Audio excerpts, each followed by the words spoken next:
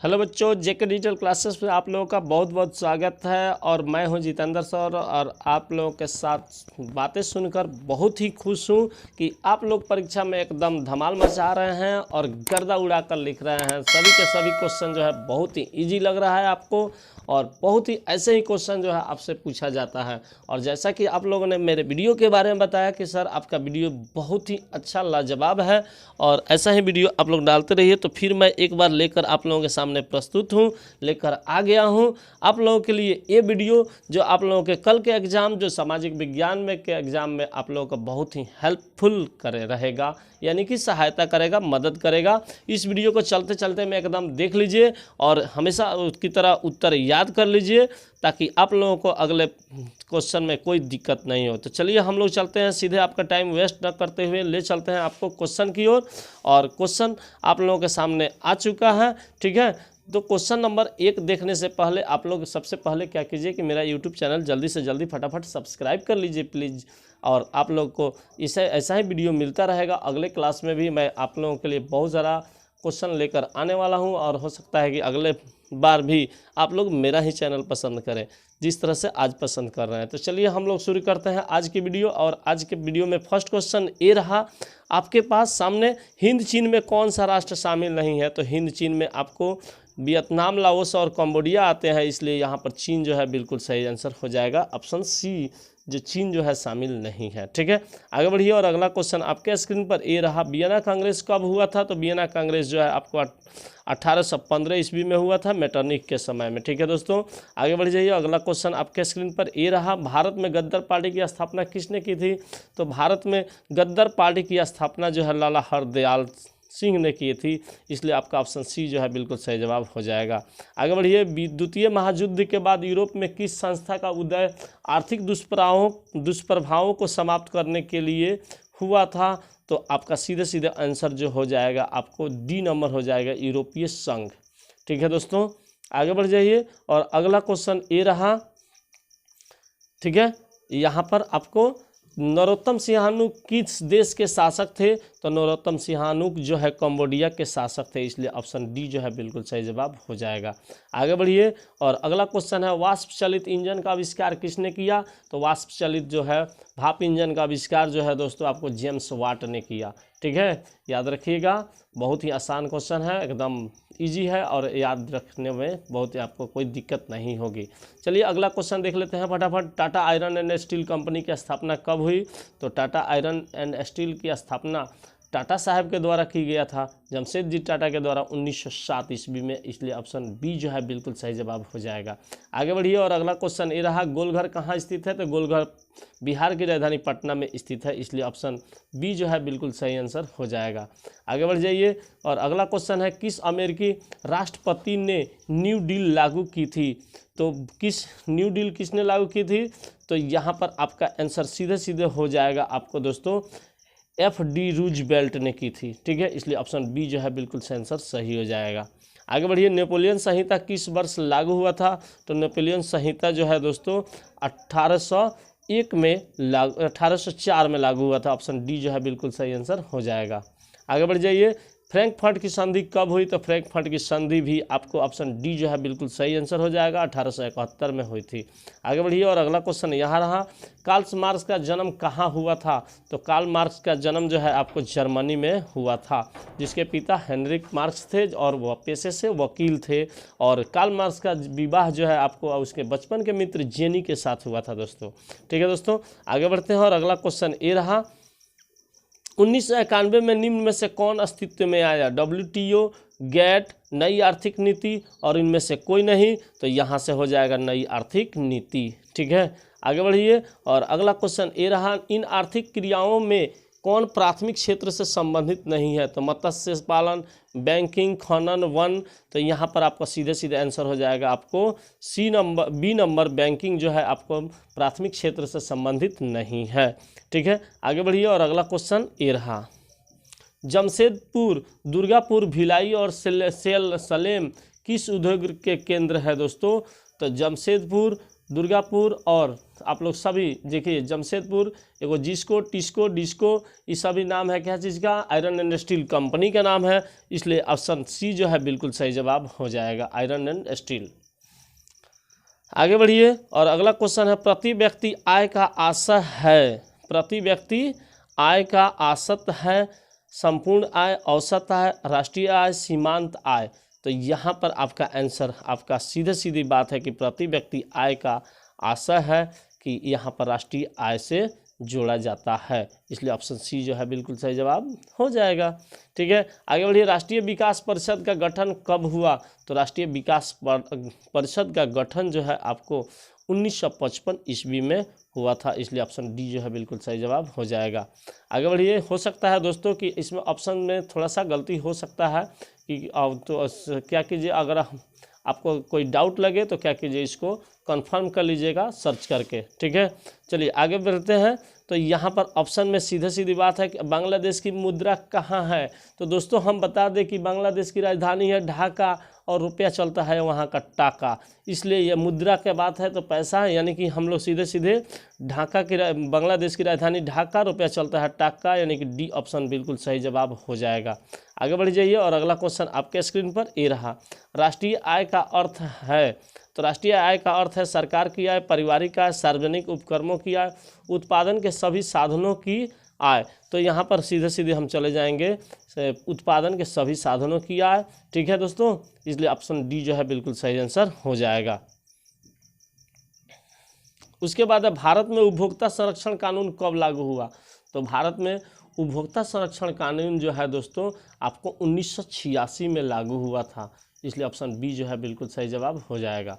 आगे बढ़ जाइए और अगला क्वेश्चन ये रहा, आपको भूमि विकास बैंक द्वारा किस प्रकार का ऋण दिया जाता है? अल्पकालीन, मध्यकालीन, दीर्घकालीन, इनमें से कोई नहीं। तो भूमि विकास बैंक द्वारा आपको दीर्घकालीन ऋण जो है दिया जाता है दोस्तों। ठीक है, आगे बढ़ जाइए और अगला क्वेश्चन आपके स्क्रीन पर आने वाला है जो ये रहा, भारत में किस प्रकार की आर्थिक प्रणाली पाई जाती है? पूंजीवादी, समाजवादी, मिश्रित। तो देखिए दोस्तों, भारत में आपको पूंजीवादी और समाजवादी दोनों ही पाई जाती है, दोनों ही मिश्रित अर्थव्यवस्था लागू है। ठीक है, यहाँ पर सभी प्रकार के अर्थव्यवस्थाएं यहाँ पर चलाई जाती है। ठीक है, तो इसलिए ऑप्शन सी जो है बिल्कुल सही आंसर हो जाएगा। नागार्जुन सागर परियोजना संबंधित है सतलज से, कावेरी से, नर्मदा से, कृष्णा से। तो यहाँ पर सीधे सीधे ऑप्शन हो जाएगा आपको डी, कृष्णा से संबंधित है। ठीक है, आगे बढ़ जाइए और अगला क्वेश्चन ये रहा, 26 दिसंबर 2004 को विश्व का कौन सा भाग सुनामी से प्रभावित हुआ था? पश्चिम एशिया, अंटार्कटिक महासागर, अंटार्कटिक महासागर, बंगाल की खाड़ी। तो सीधे सीधे आंसर आपका हो जाएगा डी, बंगाल की खाड़ी। आगे बढ़ जाइए और अगला क्वेश्चन है, सामान्य संचार व्यवस्था के बाधित होने का मुख्य कारण क्या है? तो सामान्य संचार व्यवस्था के बाधित होने का मुख्य कारण जो है आपको दोस्तों केबल का टूट जाना, संचार टावरों की दूरी, टावरों की ऊंचाई में कमी, इनमें से कोई नहीं। तो बाधित होने की मेन कारण है आपको केबल का टूट जाना, अगर टूट जाता है तो संचार की सेवा बाधित हो जाती है। ठीक है, आगे बढ़ जाइए और अगला क्वेश्चन आपको ये रहा, बाढ़ क्षति पहुंचाता है फसलों को, पशुओं को, भवनों को, सभी को। तो बाढ़ जो है किसी को छोड़ता नहीं है दोस्तों, इसलिए ऑप्शन डी जो है बिल्कुल सही आंसर हो जाएगा, उपयुक्त सभी। ठीक है, ऐसा बाढ़ जो है नहीं देखेगा कि आप पशु है, मानव है तो मानव को छोड़ देगा और पशु को ही दहवा कर ले जाएगा, ऐसा बात नहीं है, सबको लेकर जाता है, आपके फसल भी बर्बाद करता है और भवन को भी बर्बाद करता है। स्वर्णिम चतुर्भुज संबंधित है, तो स्वर्णिम चतुर्भुज आपको रेलवे से, सड़क मार्ग से, जल मार्गों से, वायु मार्गों से। तो यहाँ पर स्वर्णिम चतुर्भुज जो है आपको सड़क मार्ग से संबंधित है। ठीक है, आगे बढ़ जाइए, अगला क्वेश्चन ये रहा, बाढ़ के समय लोगों को जाना चाहिए गांव के बाहर, खेतों में, ऊंची भूमि पर, कहीं नहीं। तो बाढ़ के समय में कहाँ जाना चाहिए? तो ऊंची भूमि पर चला जाना चाहिए। ठीक है, आगे बढ़ जाइए और अगला क्वेश्चन ये रहा, निम्न में से कौन क्षेत्रीय राजनीतिक दल है? तो क्षेत्रीय राजनीतिक दल का मतलब हुआ किसी एक राज्य में। ठीक है, इसलिए यहाँ पर भारतीय जनता पार्टी, भारतीय राष्ट्रीय कांग्रेस, जनता दल यूनाइटेड और भारतीय कम्युनिस्ट पार्टी में हम देखेंगे, अगर बात करेंगे तो जनता दल जो है आपको बिहार की राजनीतिक पार्टी है, क्षेत्रीय पार्टी है, इसलिए जनता दल यूनाइटेड बिल्कुल सही आंसर हो जाएगा। और जान लीजिए कि जनता दल यूनाइटेड का चुनाव चिन्ह जो है आपको तीर छाप है। ठीक है, जिसके अध्यक्ष पहले शरद यादव थे, अब जो है नीतीश कुमार बन गए हैं। और भारतीय जनता पार्टी जो पहला दिया है उसमें आपको अगर पूछ देगा कि भाई बीजेपी यानी कि भारतीय जनता पार्टी का चुनाव चिन्ह क्या है, तो आप लोग क्या लगाइएगा, तो सीधे लगा दीजिएगा कमल का फूल छाप। और दूसरा है बी में भारतीय राष्ट्रीय कांग्रेस का चुनाव चिन्ह आपको हाथ छाप होता है, और भारतीय कम्युनिस्ट पार्टी का चुनाव चिन्ह जो है आपको हंसुआ और गेहूं का बाल छाप होता है। ठीक है दोस्तों, चलिए आगे बढ़िए। और अगला क्वेश्चन ये रहा आपके स्क्रीन पर, पंचायत के चुनाव कौन करवाता है, केंद्र सरकार, जिला परिषद, राज्य चुनाव आयोग, राज्य सरकार। तो दोस्तों पंचायत के चुनाव जो है राज्य चुनाव आयोग कराता है। ठीक है, तो यहाँ से हो जाएगा आपको ऑप्शन सी बिल्कुल सही जवाब हो जाएगा। आगे बढ़िए। और अगला क्वेश्चन है, भारत के किस राज्य से पंचायती राज्य की शुरुआत हुई थी। तो भारत के किस राज्य से, तो सीधी बात है कि डी ऑप्शन जो राजस्थान से है पंचायती राज्य की शुरुआत हुई थी। आगे बढ़ जाइए। वर्ष 1975 भारतीय राजनीति में किस लिए जाना जाता है। ठीक है, वर्ष 1975 जो है आपको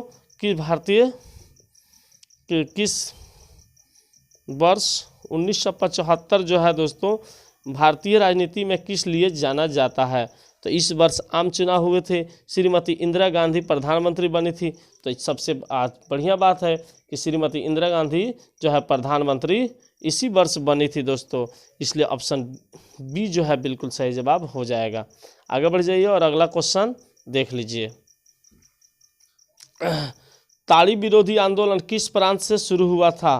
तो ताड़ी विरोधी आंदोलन जो है दोस्तों यहाँ पर सीधे हम लोग किस ऑप्शन से जाएंगे, तो आपको बी उत्तर प्रदेश से शुरू हुआ था। ठीक है, आगे बढ़ जाइए। और अगला क्वेश्चन ये रहा, धर्म को समुदाय का मुख्य आधार कौन मानता है। तो धर्म को समुदाय का मुख्य आधार जो है आपको जाति सांप्रदायिक दोस्तों सांप्रदायिक व्यक्ति ही मानता है। ठीक है, आगे बढ़ जाइए। और अगला क्वेश्चन ये रहा आपके स्क्रीन पर, सत्ता में साझेदारी सही है क्योंकि यह विविधता को बढ़ाती है, देश की एकता को कमजोर करती है, फैसले लेने में देर करवाती है, विभिन्न समुदायों के बीच टकराव कम करती है। तो यहाँ पर दोस्तों सीधे आपका ऑप्शन डी जो है बिल्कुल सही जवाब हो जाएगा, यह विभिन्न समुदायों के बीच टकराव को कम करती है। ठीक है, आगे बढ़ जाइए। नेपाल में सप्तदलीय गठबंधन का मुख्य उद्देश्य क्या है। राजा को देश छोड़ने पर मजबूर करना, लोकतंत्र की स्थापना करना, भारत नेपाल के बीच संबंधों को बेहतर बना, सर्वदलीय सरकार की स्थापना करना। तो यहाँ पर है कि लोकतंत्र की स्थापना करना। ठीक है दोस्तों, इसलिए ऑप्शन बी जो है बिल्कुल सही जवाब हो जाएगा। आगे बढ़ जाइए। भारत के इन राज्यों में कौन कोयले का सबसे बड़ा उत्पादक राज्य है। तो भारत के किन राज्य में कोयले का सबसे ज़्यादा बड़ा भंडार है। तो सीधे बात है कि झारखंड में है, इसलिए बी आंसर आपका सही आंसर हो जाएगा। आगे बढ़ जाइए। और अगला क्वेश्चन ये रहा, सौर ऊर्जा के उत्पादन के लिए सर्वाधिक उपयुक्त राज्य कौन सा है। तो सौर ऊर्जा के उत्पादन के लिए सबसे सर्वोत्तम राज्य जो है दोस्तों आपको राजस्थान है। ठीक है, इसलिए ऑप्शन सी जो है बिल्कुल सही आंसर हो जाएगा। आगे बढ़ जाइए। और अगला क्वेश्चन, बिहार की पहली नदी घाटी परियोजना कौन सी है। तो यहाँ पर बिहार की सबसे पहली नदी घाटी परियोजना सोन नदी घाटी परियोजना है, इसलिए ऑप्शन जो है आपको डी जो है बिल्कुल सही आंसर हो जाएगा।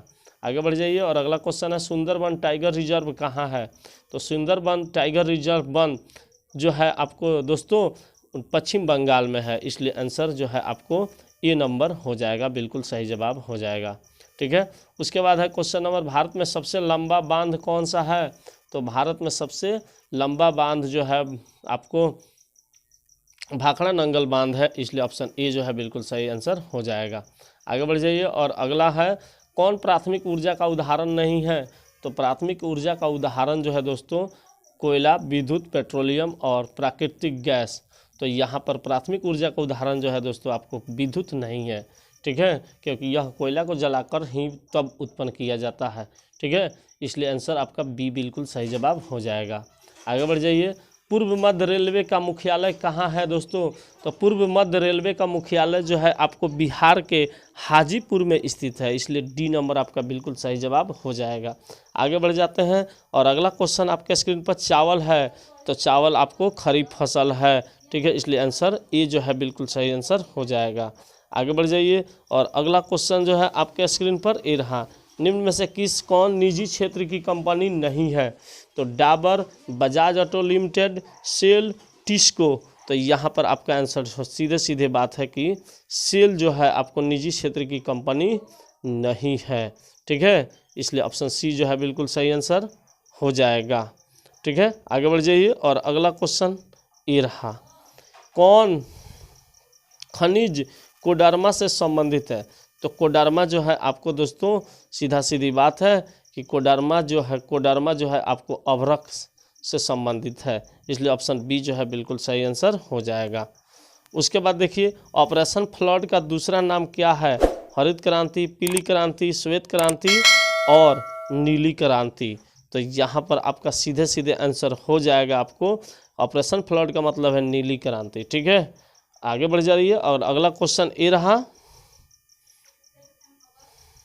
लीची के उत्पादन के लिए बिहार के कौन 2 जिले जो है प्रसिद्ध है?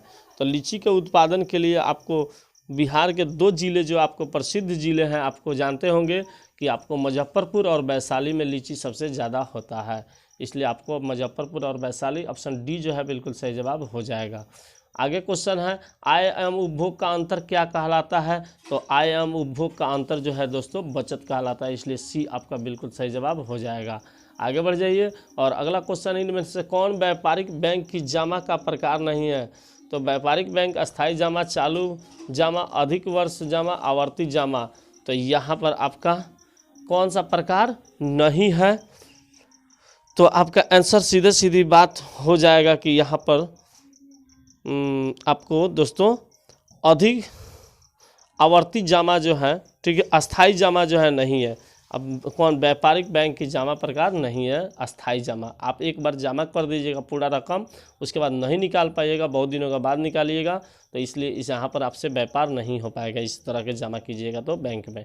ठीक है दोस्तों, आगे चलिए अगला क्वेश्चन आप लोग देख लेते हैं, पूंजी बाजार में किस प्रकार के ऋणों का लेन देन होता है? अल्पकाल, दीर्घकाल, ए और बी दोनों, और डी इनमें से कोई नहीं। तो पूंजी बाजार में आपको किस प्रकार ऋणों का लेन देन होता है? तो दोनों प्रकार का होता है, आपको कम टाइम में का मिलेगा और लंबे टाइम का भी मिलेगा, बिल्कुल सही जवाब है। ठीक है, आगे बढ़ते हैं और अगला क्वेश्चन हम लोग देख लेते हैं कि क्या है। चलिए अगला क्वेश्चन आपके स्क्रीन पर ये रहा, किसने कहा ग्राहक हमारी दुकान में आने वाला सबसे महत्वपूर्ण व्यक्ति है, वह हम पर निर्भर नहीं, हम उन पर निर्भर हैं? तो इसको के कहा? पंडित जवाहरलाल नेहरू, राजीव गांधी, महात्मा गांधी, एपीजे अब्दुल कलाम। तो सीधी सीधी बात है कि आपको महात्मा गांधी ने कहा था, इसलिए ऑप्शन सी जो है बिल्कुल सही जवाब हो जाएगा। आगे बढ़िए, इनमें से कौन सा गैर आर्थिक आधारभूत संरचना का घटक है? संचार, वित्त, शिक्षा, यातायात। तो इनमें से कौन सा गैर आर्थिक आधारभूत संरचना का घटक है? तो यहाँ पर सीधे सीधी बात है कि आपको वित्त जो है सही आंसर हो जाएगा, बी नंबर। ठीक है, आगे बढ़ जाइए आगे और अगला क्वेश्चन ये रहा आपके स्क्रीन पर, इनमें से ऊर्जा का गैर पारंपरिक स्रोत कौन है? तो गैर पारंपरिक स्रोत देख लेना है हमको, पेट्रोलियम, प्राकृतिक गैस, ज्वारीय कोयला। तो ज्वारीय ऊर्जा आपका ऑप्शन ए जो है बिल्कुल सही आंसर हो जाएगा। ठीक है, आगे बढ़िए और अगला क्वेश्चन ये रहा, गोंडवाना समूह के कोयला का निर्माण लगभग कितना वर्ष पहले हुआ है? तो गोंडवाना समूह का इसका निर्माण जो है लगभग आपको दोस्तों 25-20 लाख वर्ष पूर्व हुआ है, इसलिए ऑप्शन बी जो है बिल्कुल सही जवाब हो जाएगा। आगे बढ़िए और निम्न में से खरीफ की फसल कौन है? तो खरीफ की फसल जो है दोस्तों आपको ए चावल की फसल जो है खरीफ की फसल है। ठीक है, आगे बढ़ जाइए और अगला क्वेश्चन देख लेते हैं हम लोग। यहाँ इनमें से कौन सा रेशेदार फसल नहीं है? तो कपास, जूट, गन्ना, सन। तो यहाँ पर आपको रेशेदार फसल के बारे में बात करना है, तो सन जो है आपको सॉरी दोस्तों, गन्ना जो है, गन्ना आपको रेशेदार फसल नहीं है। ठीक है, आगे बढ़ जाइए और अगला क्वेश्चन ये रहा आपके स्क्रीन पर, कंडाला विशेष आर्थिक क्षेत्र कहाँ है? तो कंडाला जो है आपको कहाँ है? तो केरल में स्थित है, इसलिए ऑप्शन सी जो है बिल्कुल सही आंसर हो जाएगा। आगे बढ़ जाइए, गुटेनबर्ग का जन्म हुआ था। तो गुटेनबर्ग का जन्म जो है दोस्तों आपको कहाँ हुआ था? तो गुटेनबर्ग का जन्म जो है आपको दोस्तों जर्मनी में हुआ था, इसलिए ऑप्शन बी जो है बिल्कुल सही जवाब हो जाएगा। आगे बढ़ जाइए, इंग्लैंड में मुद्रण कला की शुरुआत किसने की? तो इंग्लैंड में मुद्रण कला की शुरुआत जो है दोस्तों आपको किसने की? तो कैक्सटन ने की थी, इसलिए ऑप्शन बी जो है बिल्कुल सही जवाब हो जाएगा। 1917 में पहली रूसी क्रांति किस नाम से जानी जाती थी? तो 1917 की पहली रूसी क्रांति जो है आपको दोस्तों किस क्रांति के नाम से जानी जाती थी? तो 1917 की पहली रूसी क्रांति जो है आपको फरवरी क्रांति के नाम से जानी जाती थी। ठीक है दोस्तों, आगे बढ़ जाइए और अगला क्वेश्चन आपके स्क्रीन पर ये रहा, लाल सेना का गठन किसने किया था? तो लाल सेना का गठन जो है दोस्तों आपको किसने किया था? तो लाल सेना का गठन बिल्कुल सही आंसर हो जाएगा आपको, लाल सेना का गठन जो है स्टालिन ने किया था। ठीक है, तो यहाँ पर आपका आंसर आपको बी नंबर बिल्कुल सही आंसर हो जाएगा। आगे बढ़ जाइए और अगला क्वेश्चन ये रहा आपके स्क्रीन पर, ऑल इंडिया मुस्लिम लीग की स्थापना कब हुई? तो ऑल इंडिया मुस्लिम लीग की स्थापना जो है दोस्तों 1906 ईस्वी में हुई थी। ठीक है, इसलिए आगे बढ़िए, तख्त श्री हरमंद रजी साहिब कहाँ स्थित है? तो तख्त श्री हरमंद रजी साहिब जो है कहाँ स्थित है? पटना, अमृतसर, दिल्ली और आगरा। तो यहाँ पर आपका ऑप्शन सीधे सीधी हो जाएगा, आपको बी नंबर सही आंसर हो जाएगा, अमृतसर में स्थित है। ठीक है दोस्तों, आगे बढ़िए और अगला क्वेश्चन ये रहा आपके स्क्रीन पर, सिपाही विद्रोह कब हुआ था? तो सिपाही विद्रोह जो है दोस्तों 1857 ईस्वी में हुआ था। ठीक है, जिससे हम लोग अपना भारत का पहला स्वतंत्रता संग्राम के भी नाम से जानते हैं। आगे बढ़ जाइए और अगला क्वेश्चन आपके स्क्रीन पर ये रहा, श्वेत क्रांति का संबंध अर्थव्यवस्था के किस क्षेत्र से है? तो श्वेत क्रांति का संबंध जो है दोस्तों आपको अर्थव्यवस्था के प्राथमिक क्षेत्र से संबंधित है, इसलिए ऑप्शन ए जो है बिल्कुल सही जवाब हो जाएगा। ठीक है, बिहार दिवस कब मनाया जाता है? तो बिहार दिवस जो है दोस्तों आपको 22 मार्च को मनाया जाता है, इसलिए ऑप्शन बी जो है बिल्कुल सही जवाब हो जाएगा। सबसे बड़े पशु मेला का आयोजन कहाँ होता है? तो सबसे बड़े पशु मेला का आयोजन जो है दोस्तों आपको सोनपुर में होता है ए। ठीक है, यह मेला बहुत ज़्यादा ही एशिया भर का सबसे बड़ा मेला है एशिया का, और यह बहुत एशिया चारों तरफ एशिया में प्रसिद्ध है। आगे बढ़ जाइए और अगला क्वेश्चन है, सासाराम में किस ऐतिहासिक शासक का मकबरा स्थित है? तो सासाराम में आपको शेरशाह सूरी की मकबरा जो है आपको स्थित है। ठीक है दोस्तों, आगे बढ़िए और अगला क्वेश्चन आपके स्क्रीन पर ये रहा, फ्लाइंग शटल मशीन का आविष्कार किसने किया? तो फ्लाइंग शटल मशीन का आविष्कार जो है आपको किसने किया? तो जॉन के ने किया, इसलिए ऑप्शन बी जो है बिल्कुल सही आंसर हो जाएगा। आगे बढ़िए और अगला क्वेश्चन ये रहा, दुर्गापुर स्टील प्लांट किस राज्य में स्थित है? तो दुर्गापुर स्टील प्लांट जो है आपको दोस्तों किस राज्य में स्थित है? तो आपको सीधा सीधे आंसर हो जाएगा आपका डी नंबर, जो कि बिल्कुल सही आंसर है, झारखंड। आगे बढ़िए और अगला क्वेश्चन ये रहा, सेडान का युद्ध कब हुआ था? तो सेडान का युद्ध जो है दोस्तों आपको 1870 ईस्वी में हुआ था, इसलिए ऑप्शन बी जो है बिल्कुल सही जवाब हो जाएगा। आगे बढ़ जाइए और अगला क्वेश्चन ये रहा आपके स्क्रीन पर, हीगल कौन था? हीगल कौन था? तो हीगल जो है आपको दोस्तों एक दार्शनिक था। ठीक है, हीगल जिसके विचारों से जो है आपको कार्ल मार्क्स भी प्रभावित थे। आगे बढ़ जाइए और अगला क्वेश्चन ये रहा, मार्च 1946 में फ्रांस एवं वियतनाम के बीच होने वाला समझौता किस नाम से जाना जाता है? तो 1946 में फ्रांस और वियतनाम के बीच होने वाला समझौता जो है दोस्तों हनोई समझौता के नाम से जाना जाता है। ठीक है दोस्तों, आगे बढ़ जाइए और अगला क्वेश्चन ये रहा आपके स्क्रीन पर, जो ये रहा, बंगाल विभाजन कब निरस्त किया गया? तो बंगाल विभाजन जो है दोस्तों 1911 में निरस्त किया गया। ठीक है, आगे बढ़ जाइए और अगला क्वेश्चन ये रहा आपके किस भूकंपीय तरंग की गहनता सबसे कम होती है? पी तरंग, एस तरंग, एल तरंग, टी तरंग। तो यहाँ पर आपको सीधे सीधे आंसर हो जाएगा आपको पी तरंग। ठीक है, आगे बढ़ जाइए और अगला क्वेश्चन ये रहा है आपको, कुल जल का कितना प्रतिशत भाग जो है महासागरों में स्थित है? तो महासागर में है जो है आपको दोस्तों कुल जल का लगभग 95% जो भाग जो है जल आपको महासागर में स्थित है। आगे बढ़ जाइए और अगला क्वेश्चन ये रहा, बिहार के किस नदी पर नदी घाटी परियोजना नहीं है? सोन, गंडक, कोसी और पुनपुन। तो पुनपुन नदी पर आपको कोई भी नदी घाटी परियोजना नहीं है। ठीक है, आगे बढ़ जाइए, गेहूं फसल है तो गेहूं कौन सी फसल है? तो रबी फसल है, इसलिए ऑप्शन बी जो है बिल्कुल सही आंसर हो जाएगा। आगे बढ़ जाइए, बलवंत राय मेहता समिति का संबंध इनमें किससे है? तो बलवंत राय मेहता समिति का संबंध जो है दोस्तों आपको यहाँ पर पंचायती वित्तीय व्यवस्था से है, इसलिए ऑप्शन बी सी जो है बिल्कुल सही आंसर हो जाएगा। तो चलिए आज हम 80 क्वेश्चन का आंसर जो है आप लोगों को बता दिए हैं, और ऐसा ही क्वेश्चन आप लोगों को हो सकता है देखने को आपको एग्ज़ाम में देखने को मिल सकता है। इसलिए हम फिर मिलेंगे अगले वीडियो में, और आशा करते हैं कि आप लोग इस परीक्षा में भी एकदम धमाल मचा दीजिएगा। इसी विश्वास के साथ हम विदा लेते हैं। Thanks for watching JK digital classes. देखते रहिए और ऐसे ही परीक्षा में धमाल मचाते रहिए। Love you friends, thanks.